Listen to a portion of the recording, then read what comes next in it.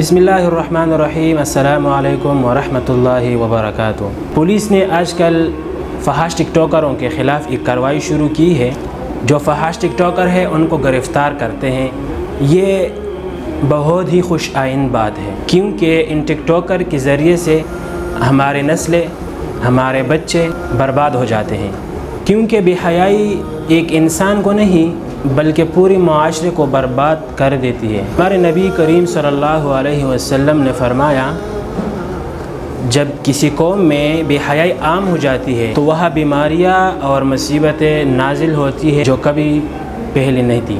سوچنے کی بات ہے کہ ہم اپنی نسلوں کو بربادی کی طرف لے جانا چاہتے ہیں۔ کیا ہم چاہتے ہیں کہ ہماری بہنیں بیٹیاں اس گندگی کا شکار ہوں؟ یاد رکھیں، اصل عزت حیا میں ہے، نیکی میں ہے، پردے میں ہے، نہ کہ فالورز میں، نہ کہ لائکس میں، نہ کہ کمنٹس میں، اور نہ کہ چند منٹ کی واہ واہ میں۔